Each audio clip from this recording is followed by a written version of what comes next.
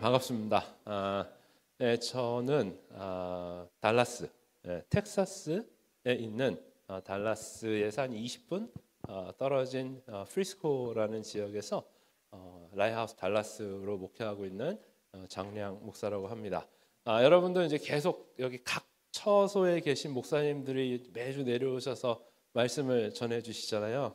요새는 이제 뭐 하다못해 이제 막 미국에서도 오고, 아마 뭐 곧 호주에서도 올 것 같고, 네, 뭐 캐나다에서도 올 것 같고, 뭐 그런데 아무튼 여러분 만나 뵙게 돼서 너무나 반갑고, 또 이 귀한 또 제주도에 이렇게 너무나 아름다운 라이하우스 제주가 또 이렇게 시작되게 되어서 정말 하나님께 큰 영광을 올려드리고, 또 여러분들께도 귀한 또 격려와 또 소망의 메시지를 드리기를 원합니다. 이제 5월 25일인가요? 창립. 여러분 꼭 주변에 한 분씩 꼭 이렇게 말씀하셔서 권면하시고, 그래서 정말 은혜가 필요하신 분들, 회복이 필요하신 분들, 또는 하나님과의 교제가 좀 단절되어서 정말 다시 좀 은혜의 자리로 나와야 되는 분들, 또 전도해야 되는 분들, 지금부터 이렇게 생각하시고 기도하시고 품으셔서 5월 25일 날 꼭 한 분씩 데리고 오셔서 함께 은혜를 누릴 수 있는 그런 복된 시간이 될 수 있기를 간절히 기도합니다. 네, 오늘 말씀은 사실은 이제 갈라디아서를 여러분 계속 다른 목사님들과 같이 나누셨겠지만은 이게 내용들이 좀 반복이 되죠. 네, 그 말인 것 같은데 또 다른 말이고, 다른 말인 것 같은데 또 그 말이 그 말이고, 그러니까 이게 왜 이렇게 반복돼서 나오나 그만큼 중요하다는 얘기입니다. 그래서 오늘 우리가 읽은 말씀을 좀 이해를 하려면은 하나님께서 우리를 왜 창조하셨는가에 대한 그 창조의 목적을 좀 이해를 해야 될 필요가 있습니다. 하나님께서 우리를 도대체 왜 창조하셨나? 그러면 이제 창세기 처음으로 가면은 하나님께서 우리를 어떻게 창조하셨다고 그러죠? 우리의 이미지, 우리의 형상대로 창조하자라고 하십니다. 즉 하나님은 한 분이신데 이 창세기에 소개되는 하나님의 창조하심은 우리라는 복수로 표현을 하십니다. 즉 하나님은 태초부터 우리에게 하나님을 소개하실 때 성부 하나님과 성자 하나님과 성령 하나님의 세 분이 한 분 되시는 하나님으로 우리에게 오셨고, 그 세 분이 함께 회의를 하고 기획하여서 가장 최고의 존재로 우리를 창조하셨다라는 것인데, 왜 최고의 존재가 되냐면은 우리를 하나님의 형상대로 창조하셨기 때문에. 그러면 이 형상이라는 게 뭐냐면 첫 번째는 존재적인 의미가 있습니다. 하나님과 우리가 어떤 존재다? 똑같은 존재라는 거예요. 전혀 단 1%도 차이가 나는, 우리가 좀 더 밑에 급의 존재가 아니라 가장 거룩한 영으로 계시는 하나님과 똑같은 존재로 우리를 창조하셨다는 겁니다. 왜 똑같은 존재여야 될까요? 온전한 교제를 위해서. 그렇죠? 여러분 이제 요새는 이제 개가 팔자가 좋아져 갖고, 그래서 이제 반려견이라고 그러잖아요. 이제 가족이라고 그런단 말이에요. 개가 아무리 똑똑하고 사람같이 굴어도 교제의 한계가 있어요, 우리하고. 그래서 여러분이 개를 데리고 뭐 밥 먹자, 뭐 나가라, 뭐 앉아라 이런 건 하지만, 그러나 개를 앉혀놓고 내가 어제 남자친구한테 차여갖고 내가 마음이 너무 안 좋은데 정말 내 마음이 어떻게 될지 모르겠다. 그럼 개가 여러분을 보고 뭐라고 그러겠습니까? 멍멍 그러죠. 그러면 여러분 뭐라고 그래요? 아이고 내 마음을 아는 건 너밖에 없다. 근데 개는 뭐라고 그랬을까요? 시끄럽고 밥이나 달라는 얘기예요. 그러니까 개하고 우리는 뭔가 통하는 것 같지만, 그러나 온전한 더 깊은 교제로 나아갈 수 없는 이유는 개와 우리가 근본적으로 존재가 다르기 때문에 그렇습니다. 그래서 하나님이 하나님과 똑같은 존재로 우리를 만드신 이유는 하나님과 100%의 소통, 100%의 교제를 위하여 하나님과 똑같은 거룩한 영적인 존재로 우리를 지으셨다라는 거예요. 자, 두 번째, 하나님의 형상으로 우리를 지으셨다라는 것은 하나님이 갖고 계시는 모든 성품들을 우리 가운데 그대로 전해주셨다는 것인데, 그럼 하나님의 성품 중에 가장 도드라지는 최고의 성품이 무엇일까요? 사랑입니다. 하나님은 사랑이시라. 그래서 삶 위에 하나님께서 서로 가장 완전한 사랑을 하시며, 하나로 모든 것들을 만들어 가시는 정말 최고의 기적 같은 그걸 만들어내시는 그 하나님의 그 사랑이 오늘 우리 삶 가운데 그대로 들어와서 우리는 어떤 존재냐면은 첫 번째로 하나님의 사랑을 받아야 사는 존재고, 두 번째로 그 사랑을 나눠야 의미가 있는 존재가 되는 거죠. 그래서 아담이 처음으로 이제 창조를 하나님께서 하셔갖고 아담을 만드셨는데 이제 뭐라고 그러시죠? 사람이 혼자 있는 게 그렇게 보기 좋지 않으니 너에게 돕는 배필을 만들어 주겠다 하여 아담을 깊이 잠들게 하시고 아담의 뼈를 취하여서 누구를 만들었어요? 하와를 만들었죠. 하와를 만들고 그 다음에 이제 아담이 잠에 깨어서 보니 앞에 누가 있는 거예요? 하와가 있는 거죠. 하와를 딱 보고 난 다음에 아담이 뭐라고 고백했습니까? 이는 내 뼈 중에 뼈요, 살 중에 살이라. 이게 무슨 말이냐면은 너와 나는 하나다라는 거예요. 너와 나는 하나이다. 그러면 너와 나를 하나 되게 하는 그 원동력은, 그 근거는 어디서 나온 겁니까? 아담이 하와를 끔찍하게 사랑했기 때문에 둘이 다른데 하나가 된다라는 것이죠. 근데 이거를 객관적으로 보면은 조금 불합리한 부분들이 좀 있어요. 왜냐하면은 아담이 처음에 먼저 만들어졌고 하와가 누구로부터 만들어진 거예요? 아담의 뼈를 통해서 만들어졌으니까 사실은 하와의 소유권을 누가 갖고 있는 거죠? 아담이 갖고 있는 거죠. 그렇잖아요. 네. 내 뼈를 가지고 하와가 나왔으니까 어떻게 보면 아담으로부터 나왔으니까 아담이 어떻게 보면 이제 소유하는 것과 같은 느낌이 들 수 있는데, 그런데도 불구하고 너와 나는 무엇이다? 동등하게 하나이다. 왜? 사랑 때문에. 사랑 때문에. 네. 두 번째, 아담이 먼저 지음 받았죠. 아담이 먼저 지음을 받고 나름대로 아담이 좀 산 시간이 있을 거 아니에요. 그렇죠? 그러니까 밥도 많이 먹어도, 그래서 우리가 이제 남자분들 내가 너보다 먹은 짬이 얼만데 뭐 하면서 이제 내가 너보다 챙겨 먹은 밥그릇수가 얼만데 그러면서 뭔가 자신의 어떤 선배 노릇, 그래서 내가 너보다 먼저 나왔고 그래서 너보다 일을 해도 많이 했고 그러면 뭐가 챙겨요? 상하의 차별이 생기잖아요. 예, 그럴 것 같죠. 예, 근데도 불구하고 아담은 그런 거 전혀 상관없이 내가 먼저 나왔건 네가 늦게 나왔건 먼저 된 자나 나중 되나 상관없이 너와 나는 무엇이다? 하나이다. 무엇 때문에? 사랑 때문에. 사랑 때문에. 그리고 하나님께서 하와를 어떤 목적으로 지어주셨냐면은 아담을 돕는 배필로 지으셨다란 말이에요. 그러면 이걸 조금 잘못 오해하면은 너는 나를 돕고, 그죠? 그러니까 머리는 내가 쓰고 일은 네가 하고, 약간 이런 관계를 갈 수 있을 것 같은데, 돕는 자라는 것이 뭐냐면 함께 동역하고 함께 모든 것들을 동등하게 해나가는 관계. 이것도 무엇 때문에? 사랑 때문에. 네, 결국은 우리는 사랑의 힘으로만 살아야만 모든 것들을 이뤄갈 수 있는 존재다라는 거죠. 근데 문제가 생겼죠. 여기에 뭐가 들어왔어요? 죄가 들어왔잖아요. 네, 죄가 들어와서 하나님과 우리가 분리가 됩니다. 하나님과 우리가 분리가 되어지면서 인간이 하나님이 없는 삶을 살아갈 때에 가장 먼저 피해를 보게 되는 게 뭐냐면은 노동입니다. 그렇죠? 일해야 된다. 수고하고 땀 흘리고 땅과 경쟁해서 얻어야 살아갈 수 있는 삶이 됐다. 어느 바보 같은 사람이 노동이 신성하다라고 했습니까? 신성한 노동을 하는데, 네, 노동은 절대로 신성하지 않습니다. 왜냐하면 이 죄 아래, 해 아래 모든 솔로몬이 고백한 것처럼 해 안에 온전한 것이 없고 의미 있는 것이 없고 다 헛되고 헛되다. 솔로몬이 누구였습니까? 누구보다도 일을 열심히 하는 사람이었습니다. 여러분, 솔로몬이 어떤 사람인 줄 아세요? 우리는 막 많은 여자를 막 이렇게 뭐 얻어갖고 뭐 바람둥이처럼 막 타락한 사람이라고 생각하지만 사실 솔로몬은 일 중독자였습니다.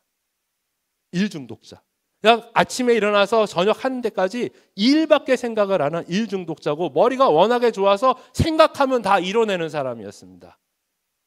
그 솔로몬이 이뤄낸 게 얼마나 많은지 몰라요. 그런데 마지막에 그 일을 중독해서 일을 열심히 했지만 누구를 잃어버렸죠? 하나님을 잃어버렸잖아요. 그러니까 뭐라고 고백합니까? 모든 것이 다 헛되고 헛되고 헛되다라는 것이죠. 네, 노동은 절대로 신성하지 않아요. 더 하면 더 할수록 배고파집니다. 더 해야 돼요. 열심히 하면 열심히 할수록 더 열심히 해야 돼요. 만족이 없습니다. 그러면서 어떻게 되는 거죠? 많이 한 자와 적게 한 자의 차별이 생기고 더 많이 가진 자와 덜 가진 자의 차별이 생기고 거기서 오는 차별을 통하여서 오는 관계가 파괴가 됩니다. 그래서 나라와 나라의 관계가 파괴가 되고 민족과 민족의 관계가 파괴되고 사람과 사람의 관계가 파괴되는 이유는 다 내 중심적으로 성공하기 위해서 이기적으로 노동을 하고 살아가기 때문에 그렇습니다. 근데 세상은 뭐라고 그러죠? 어떻게 살자? 우리는 행복한 삶을 살 수 있답니다. 그 노동의 그 목적이 뭐냐면 행복한 삶을 살자고, 행복한 삶을 살기 위해서는 우리가 더 열심히 살아야 되고 더 노력해야 된다는 거예요. 근데 열심히 살면 살수록, 노력하면 노력할수록 행복해집니까? 지금 세상을 보세요. 이 역사가 단 한 번도 행복한 적이 없어요. 인간이 만들어낸 세상은 전쟁과 차별과 무시와 그다음에 권력의 폭력과 이런 것들로 씨름을, 그게 바로 죄 아래에서 이루어지는 노동의 결실들이다라는 겁니다. 결국 노동의 열심과 수고죠. 열심과 수고는 무엇을 낳냐면 관계를 파괴시킵니다. 자, 이럴 때에 하나님께서 예수 그리스도를 우리 가운데 보내주셔서 우리를 구원하여 주시는데, 근데 그 구원을 통하여서 우리의 삶이 회복될 때에 가장 대표적으로 회복되어지는 삶이 뭐냐면 노동의 회복입니다. 노동의 회복이다. 자, 그럼 노동의 회복이라는 것은 무엇이냐면은 이제 노동을 하는, 수고하고 열심히 수고하는 것에 대한 목적이 바뀌었다라는 것입니다. 목적이 바뀌었다. 이제는 우리의 모든 열심과 수고를 누구를 위해서? 하나님의 뜻이 이루어지는 것을 위하여 그 모든 수고의 목적이 바뀌었다. 원래는 내가 잘 살고 내가 행복하고 나를 위해서 하는 모든 수고는 결국 어떻게 된다? 내 주위의 관계를 파괴시킨다. 그러나 그 하나님의 뜻을 위하여 수고하고 열심을 내는 그 열심의 결과는 어떻다? 모두가 오히려 하나가 되고 기뻐하고 만족하는 결과를 가져오게 된다는 겁니다. 그 다음에 두 번째 노동의 회복은 무엇이냐면은 수고하는 방법입니다. 무조건 열심히 한다고 되는 게 아니에요. 무조건 많이 한다고 되는 게 아닙니다. 무조건 내가 옳은 일 한다라고 해서 옳은 일, 좋은 일, 뭐 정의를 뭐 구현하고 뭐 이게 말만 한다고 되는 게 아니에요. 뭐가 맞아야 되냐면은 옳은 뜻이 있으면 그 옳은 뜻을 이루기 위한 옳은 방법이 있어야 되는 거예요. 네. 자, 그러면 하나님께서 구원을 통하여 우리에게 주시는 노동의 회복은, 수고와 열심의 회복은 첫 번째 목적이 바뀌었다라는 것이고, 두 번째 방법이 회복됐다라는 겁니다. 어떻게 방법이 회복되죠? 사랑으로. 하나님의 뜻을 이루어가는 모든 열심과 수고와 노력은 어떤 수고? 사랑의 수고, 사랑의 열심. 이것들을 가지고 하나님의 뜻을 이루어가는 삶을 살게 되었다라는 것이죠.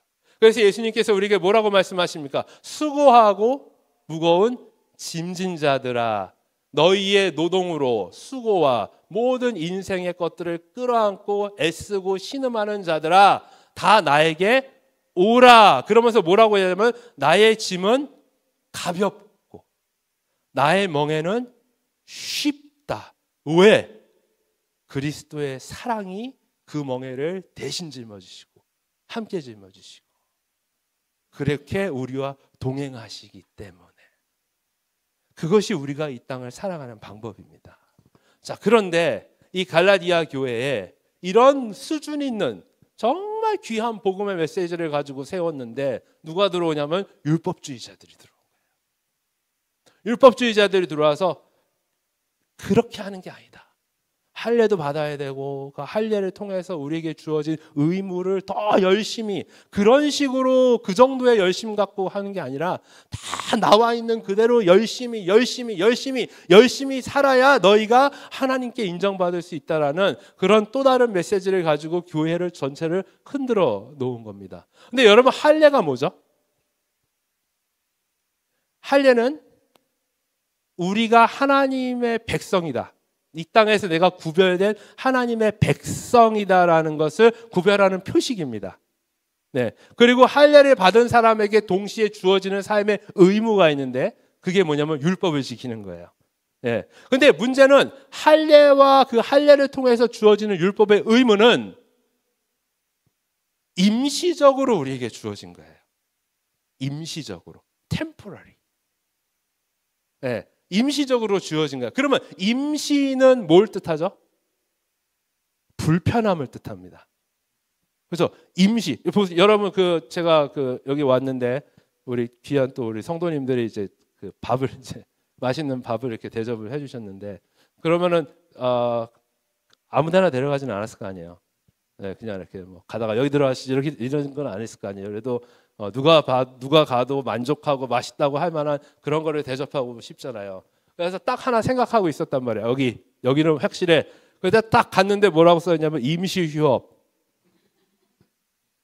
그러면 이제 갑자기 이제 멘붕이 오는 거예요. 그 다음부터 이제 핸드폰 들고 어디를 가야 되냐, 뭐 해야 되냐, 또 물어보죠. 뭘 좋아하시냐 이러면서 이제 막 그러니까 이게 임시라는 거는 뭐냐면은 우리로 하여금 불편하게 하고 돌아가게 하고 이런 것들이 그러면 내가 좋아하는 식당이 임시 닫은 건 아니에요. 임시 휴업. 그러면 우리가 간절히 바라는 건 뭐죠? 다시 오픈하기를 원하는 거죠. 다시 오픈하기를 원하는 겁니다. 그러니까 우리가 이제 결혼 생활을 할 때에 결혼을 하기 전에 뭘 합니까? 결혼을 하려면 뭐 해야 돼요? 네? 그러니까 연애를 하는데 연애를 한다고 또 결혼하는 건 아니잖아요. 그래서 해봤잖아요. 연애한다고 결혼하는 건 아니죠. 네. 네. 자, 이 연애를 하고 난 다음에 결혼을 하려면 뭐가 있어야 돼요? 네? 약속? 아니 전문 용어로. 네? 전문 용어가 약속이에요? 이제 프로포즈. 제주도는 좀 로맨스가 없네. 네. 이 프로포즈를 해야죠. 프로포즈를 하고 뭐 요새는 약혼 같은 거 하는 시대는 아닌 것 같아요. 네, 그러나 이제 프로포즈를 하면 일단은 또 약혼을 하고 또 약혼 반지를 끼기도 하고 또는 커플링을 하기도 하고 그러면서 결혼을 이제 준비를 하는 거잖아요. 그러면 프로포즈를 받고 또는 약혼식을 했으면 이 가정을 우린 뭐라고 그러냐면 예비 부부라고 그래요. 예비 부부. 그러니까 부부인데 아직 온전한 부부가 아닌 임시 부부죠. 근데 마음은 이미 어때요? 이미 마음은 부부인데 그런데 내게 주어진 상황이 부부의 삶을 못 사는 거예요. 그래서 한 사람은 제주도에 있고 한 사람은 서울에 있단 말이에요. 그러면 이 사람과 결혼을 하려면 뭘 해야 돼요? 끔찍한 노력을 해야 되죠. 비행기 타고 제주도 가고 비행기 타고 서울 오고 그리고 이제 통화를 해도 어떻게 핸드폰으로 화상 통화를 날마다 하고 그러면서 돈 버려 시간 버려 이런 엄청난 노력들 그다음에 이미 마음은 부부인데 다 각자의 집에 살아. 그러니까 이제 집에 들어가면 이제 부모님이 그놈은 뭐 하는 놈이냐, 뭐 애가 왜 이렇게 결혼 준비를 이따위로 하냐, 뭐 꼭 걔놈하고 결혼해야 되겠냐, 막 이런 막 그런 이제 그 양가의 부모님의 어떤 자존심 싸움들 가운데서 그러니까 이제 그런 삶을 살수록 우리가 간절히 바라는 건 뭐예요? 빨리 결혼해야 돼. 온전한 거를 더 바라는 거잖아요. 빨리. 그러니까 할례와 할례를 통하여 생겨난 모든 행위들은 하나님께서 언제까지? 메시아가 다시 올 때까지만 임시로 불편하더라도 그렇게 살라고 그리고 메시아가 오면 드디어 너희가 바라는 진짜 참된 하나님의 백성으로의 삶을 살 수 있다라는 거. 그래서 우리 모두가 메시아가 오는 날을 기다리는 거잖아요. 예. 근데 이제 결혼을 했단 말이에요. 드디어 결혼을 했단 말이지. 그러면 이제 모든 게 다 끝났는데 갑자기 우리가 결혼을 하고 보니까 그 옛날의 노력들이 좀 부족해 우리가 얼마나 열심히 노력했냐. 비행기 타고 왔다 갔다 하고. 그래서 우리가 좀 더 결혼 생활을 수준 있게 하려면 그런 노력들이 필요해. 그러니까 넌 서울 올라가. 나는 제주도에 있을게. 그래가지고 막 비행기 타고 서로 그러면서 오늘 나 너 만나려고 20만 원 썼잖아. 막 그 의무를 막 자랑하는 거지 막. 그다음에 이제 방에 산단 말이에요. 근데 옛날에는 이제 화상 통화하고 막 힘들게 통화했는데 이제 부부가 됐으니까 어때요? 그냥 같은 그 상에 앉아갖고 얼굴 보면서 막 1시간, 2시간 얘기하는 거 아니에요. 근데 이거 우리가 너무 편하게 사는 것 같아. 그래서 넌 방으로 들어가. 나도 이쪽 방으로 들어갈게. 그 핸드폰으로 통화해. 이게 뭐 하는 짓이에요? 그죠? 미친 짓이죠. 예. 근데 지금 이 율법주의자들이 하는 말이 뭐냐면은 예수 그리스도가 이 땅에 오셔서 메시아가 오심을 통하여서 우리의 모든 그 임시적으로 주어졌던 제약들의 삶들이 완전히 풀어져 이제 하나님과 온전한 교제를 나눌 수 있는 삶으로 부름을 받았는데 뭔가 덜 열심히 하는 것 같고 뭔가 내가 아무것도 안 한 것 같은. 그러나 그거는 왜 그러냐면 무식해서 그렇다. 왜냐하면 여러분 연애할 때의 힘듦이 힘듭니까? 가정을 이루고 나서의 힘듦이 힘듭니까? 삶이. 그렇죠. 이 가정에서는 그러니까 우리가 새로운 삶을 맞이할 때에 그 전에 있던 고생들이 그냥 없어지는 게 아니라 새 삶에 마친 또 다른 수고와 또 다른 노력이 우리에게 필요한데 그런데 그 가정 가운데서 우리가 이루어내야 되는 진짜 노력과 수고는 뭐냐면은 사랑의 수고인 거죠. 네. 그런데 사랑의 수고를 할 생각은 안 하고 사랑의 노력을 할 생각은 안 하고 사랑의 헌신을 할 생각은 안 하고 자꾸 자신의 행위 나 비행기 타고 간다 나 너 때문에 핸드폰 값 더 많이 나왔다 뭐 이런 것만 자꾸 자랑하고 있으면 제일 중요한 뭐를 까먹으니까 사랑을 까먹으니까 그 삶이 얼마나 수준이 낮은 삶이 될 수밖에 없냐라는 것이죠. 여러분 지금도요 우리는 하나님의 백성으로서 구별된 삶을 살아야 됩니다. 예, 그 당시에 이스라엘 백성이 할례를 통하여서 몸에 표시를 냄을 통하여서 그리고 그 표시에 걸맞는 의무를 감당하며 살아야 되는 삶을 통하여서 나는 하나님의 구별받은 백성입니다라고 이렇게 구별됨을 드러냈듯이 지금 이 시대에도 우리는 여전히 나는 하나님을 믿는 사람이요 그리스도인입니다라는 그런 구별됨을 가지고 살아야 되는데 그러면 임시적으로 주어졌던 몸으로 드러내는 할례 그리고 몸으로 표현하는 어떤 의식들, 뭐 옷들 이러한 것들을 뛰어넘어 메시아를 통해서 우리가 이 땅 가운데서 드러낼 수 있는 구별이 뭐냐라는 거죠. 그게 바로 사랑하는 삶의 모습이라는 거예요. 우리가 더욱더 하나님을 사랑하는 삶을 살아갈 때에 그것이 이 땅 가운데서 우리가 하나님을 믿는 백성이구나라는 구별이 되는 것이고 하나님의 사랑을 충만하게 받은 우리가 서로를 사랑하며 살아갈 때에 또한 그 서로를 사랑하는 모습이 우리가 진짜로 하나님께 구원받은 사람이라는 것에 대한 구별을 또한 증명하는 것이다. 그래서 예수님께서 뭐라고 말씀하시냐면 너희가 서로 사랑하면 사람들이 너희가 나의 제자인 줄을 알 것이다. 알 것이다. 그래서 오늘 하나님께서 우리에게 주신 정말 이 놀라운 새로운 삶들은요. 단순히 의무를 가지고 살아갈 수 있는 삶이 아니에요. 근데 교회에서 가장 많이 들리는 소리가 뭡니까? 의무, 헌신, 열심, 충성, 봉사, 희생. 교회에서 제일 많이 들리잖아요. 집사님이 희생해. 집사님이 헌신해. 막 이게 막 완전 뭐 이런 거잖아요. 예. 교회는 그냥 그 단어가 그냥 다거든요. 어떻게 보면 교회 안에서. 예. 그런데 아까도 말씀드렸듯이 목적이 바르지 않고 아무리 목적이 바라도 뭐가 다르면 방법이 틀리면 그러면 우리의 그 어떤 열심과 의무가 만들어낼 수 있는 게 그렇게 없다라는 거예요. 여러분 의무는요. 의무를 다해. 너 의무를 다해. 그러면 그 사람이 만들어낼 수 있는 게 뭡니까? 평균값이죠. 네. 우리 자녀 보고 너 7시까지 들어와. 너의 의무야. 그래서 자녀가 7시까지 들어왔어요. 그 7시까지 들어온 거에 대한 그 결과값은 뭡니까? 당연히 해야 되는 것을 한 거잖아요. 그러니까 평균값이지. 그렇죠?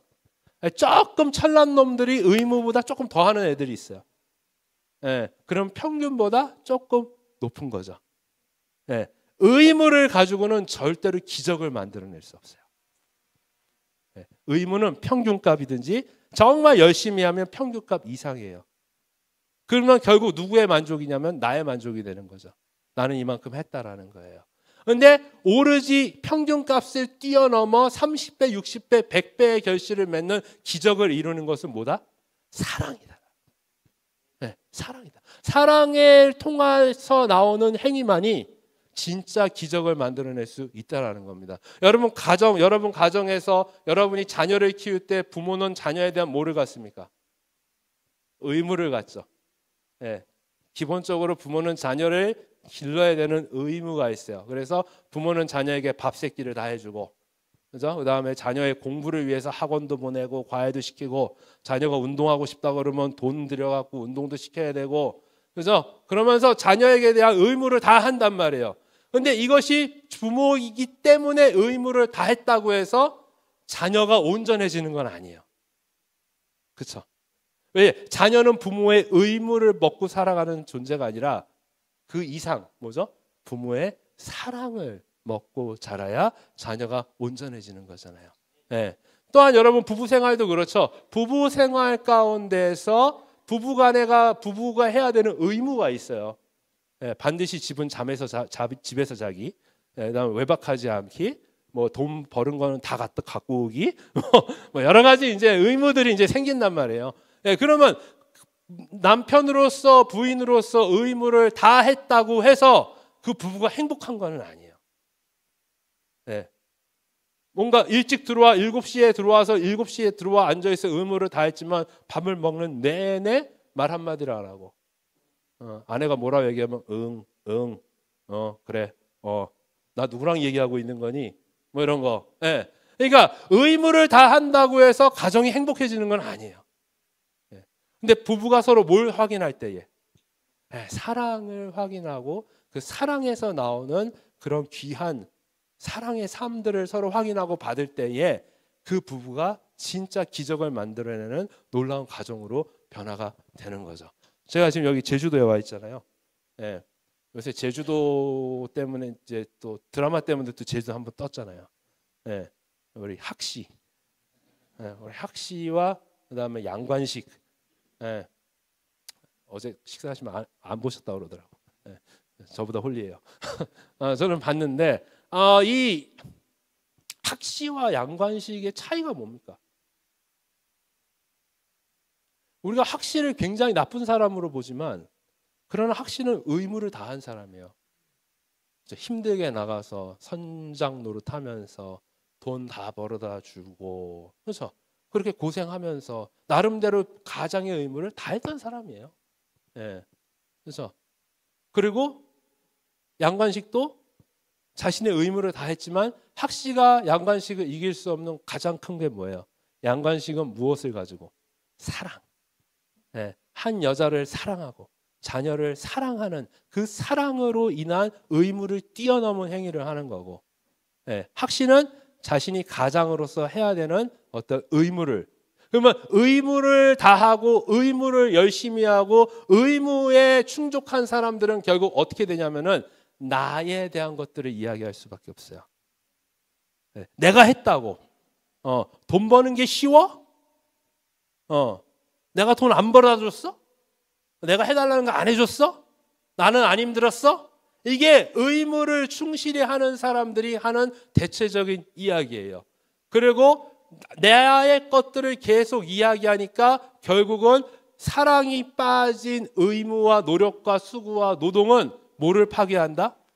주변의 관계를 파괴하는 거죠. 주변의 관계를 파괴하는 겁니다. 예. 그래서 우리 주님께서 이렇게 말씀하시는 거죠.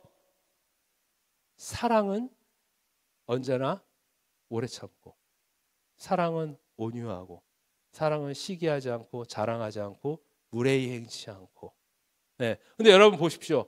지금 사랑에 대한 이야기를 할 때 오래 참고 온유하고 무례히 행치 아니하는 이 모든 것들이 다 어디에 집중되어 있습니까? 너에게 집중되어 있잖아요. 너에게 집중되어 있잖아요. 네. 오래 참고 온유하고 무례히 행치 아니하고, 그렇죠? 자비하고, 이 모든 것들이 다 너에게 집중되어 있단 말이에요.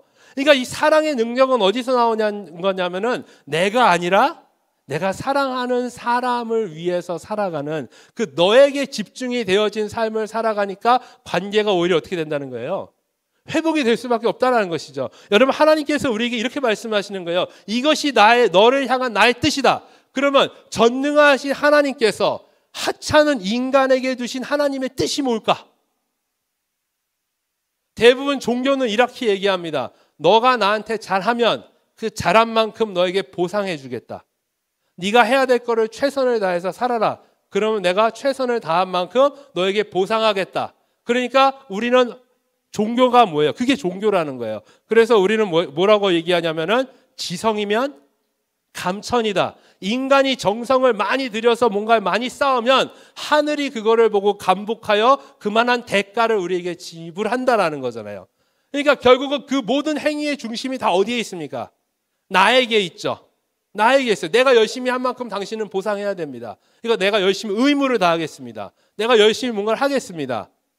근데 하나님께서는 우리에게 주신 큰 뜻이 있는데, 근데 그 큰 뜻이 뭔가 보니까 나는 너희에게 어떠한 의무도 요구하지 않는다. 우리가 구약을 보면 자꾸 하나님께서 우리에게 어떤 의무를 요구하는 것 같잖아요. 근데 그거는 두 번째 일이에요. 우리가 자꾸 구약을 잘못 보는 거예요. 하나님께서 우리에게 먼저 요구한 삶은 너는 이렇게 살아야 된다라는 게 아니고, 하나님께서 우리에게 주신 가장 큰 뜻은 너는 가만히 있어. 그리고 뭐 하라는 거예요? 내가 너를 사랑하는 나의 사랑을 네가 누렸으면 좋겠다라는 거죠. 너는 아무것도 하지 말고 가장 네가 먼저 해야 되는 것은 내가 너에게 부어주는 사랑을 누리고 그 사랑 가운데 거하며 그 사랑으로 자유하고 기뻐했으면 좋겠어. 이것이 바로 하나님께서 우리를 향하신 가장 큰 뜻이라는 거예요. 그래서 하나님께서 우리를 너무나 사랑하시기 때문에 예수 그리스도를 친히 보내주시고, 우리에 대하여 하나님이 오래 참으시고, 우리에 대하여 하나님이 온유하시며, 우리에 대하여 하나님께서 그 모든 것들을 감당하시고, 우리에 대하여 하나님께서 바라보시며, 그리고 결국 우리가 가야 할 그 십자가의 자리에, 우리가 받아야 할 그 저주의 자리에 하나님께서 너는 가지 마. 내가 대신 갈게. 너는 가지 마. 내가 대신 갈게. 그리고 우리를 가만히 그 자리에 세워놓으시고 예수님께서 친히 그 자리에 가셔서 우리를 대신하여 죽으시는. 그러면서 여전히 우리에게 요구하시는 건 뭐냐면, 너희는 무엇을 부르라?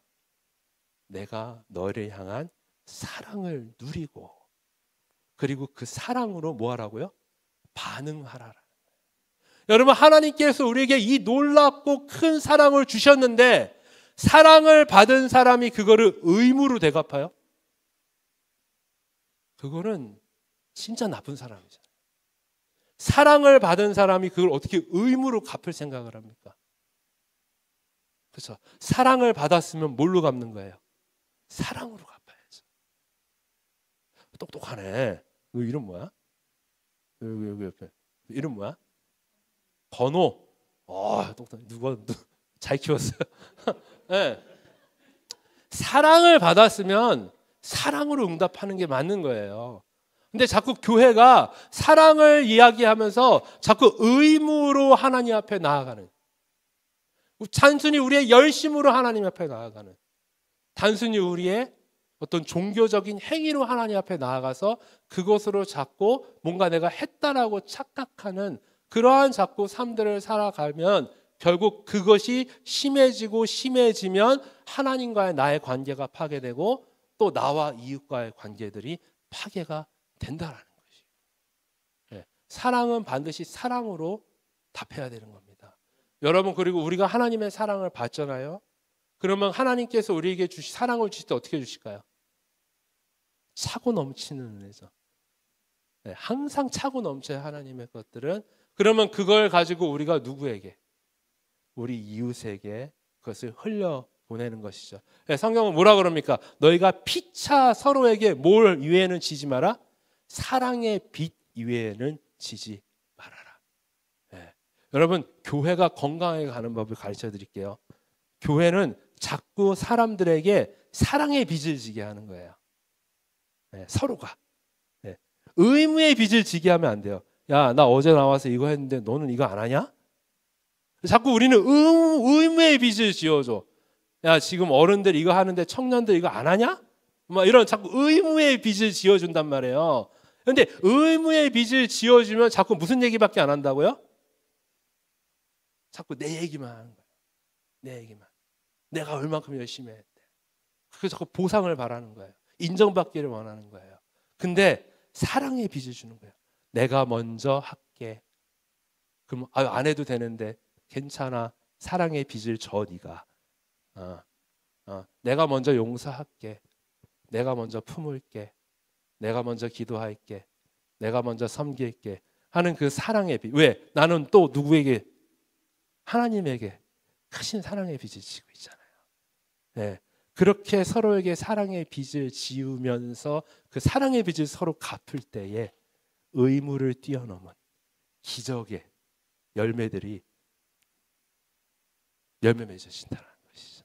저는 이 라이하우스 제주가 그런 아름다운 이야기들이 많이 들렸으면 좋겠어요. 여러분, 하나님의 큰 뜻이 있어서 이 공동체가 세워졌어요. 그렇죠? 네. 물론 인간이 만들어내는 과정은 다 부족해요. 시행착오가 있고. 네. 그러나 그럼에도 불구하고 하나님은 새롭게 탄생한 교회를 반드시 지키시고 건강하게 세우시기를 원하십니다. 예. 근데 그 교회가 건강하게 세워지기 위해서 가장 중요한 것은 이 교회가 얼만큼 하나님의 사랑을 누리고 있느냐예요. 그리고 그 하나님의 사랑이 누려지는 자리는 바로 예배의 자리겠죠. 예. 예배 가운데 하나님의 사랑이 누려질 때마다 그러면 동시에 그 사랑이 서로에게 나눠지고 서로에게 그 사랑이 나눠질 때에 공동체가 하나가 되는 기적이 일어나게 되는 거고 공동체가 그 사랑하는 그 사람들끼리 모여 있으면은 의무를 뛰어넘은 진정한 참된 순종이 일어나고 진짜 참된 순종이 일어나는 곳에 반드시 30배, 60배, 100배의 결실이 맺어지게 되어 있다라는 것이죠. 꼭 그 귀한 이야기가 이 라이하우스 제주교회에서 들려질 수 있기를 주님의 이름으로 간절히 축원합니다. 아멘.